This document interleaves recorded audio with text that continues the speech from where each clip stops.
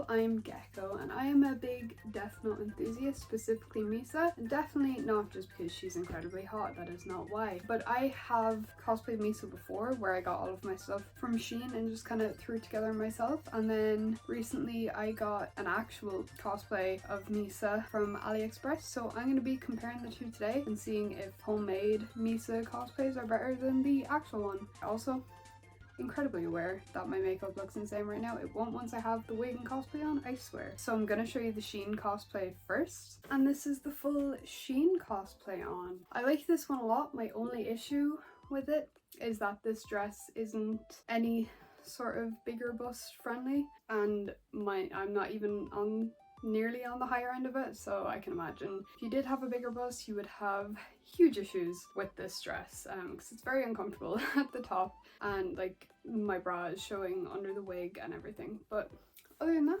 I think this one is pretty cute. It's very poofy and I love the tulle, and I will probably wear this dress, like, just not for the cosplay because it is a cute dress.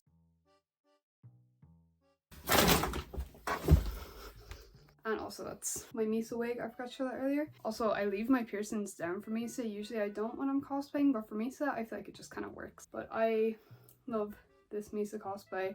I'll put the price of it on screen now for you, and also leave links to everything for this one in the description. So if you want to make this particular version of Misa yourself, then you can do that. Now on to the actual cosplay, and this is the actual cosplay on. I prefer the Shein one. So the stockings on this one don't fit. They're very uncomfortable. I am losing circulation in my legs right now, and the garter, again, extremely uncomfortable. The sleeves, they just look weird again with the choker. Like, this is huge. The necklace is okay, I guess, but again, I still prefer the other one.